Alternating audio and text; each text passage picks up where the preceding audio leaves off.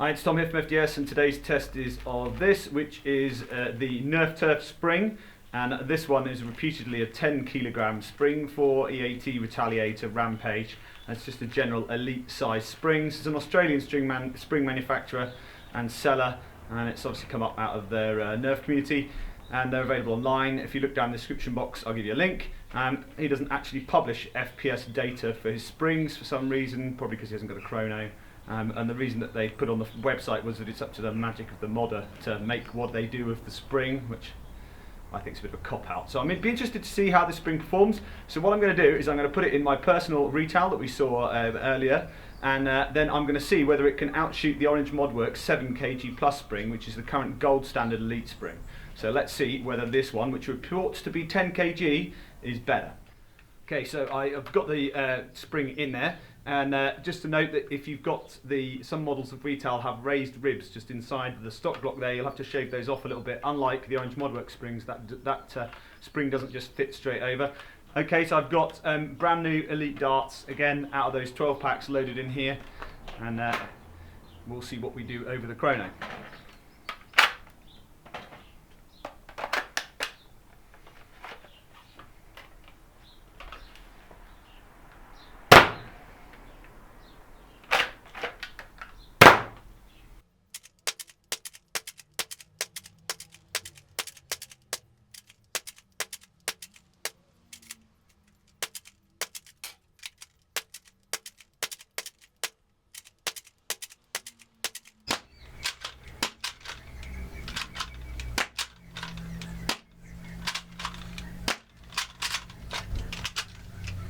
Okay, we're just going to look at the figures for the NerfTurf 10 kilo spring, and we've got a high of 130, a low of 113, an average of 121 feet per second, and an extreme spread of 17, standard deviation of 4 feet per second.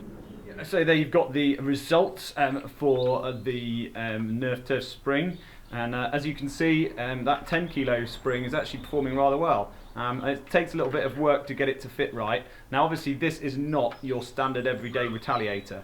This is running some fairly high level parts on it. So I would suggest that if you are not running a fully sealed breech, then you're really not going to get the benefit out of this spring compared to, say, a slightly lower spring rating, which is slightly easier on the internals and also a little easier on rate of fire and stuff like that. But I have to say, NerfTurf, if you actually get stuff tested and publish FPS figures, people will buy your stuff.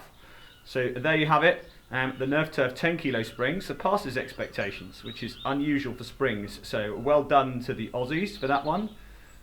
And it'll be interesting to see if there are any further of their springs around and how they compare with other manufacturers.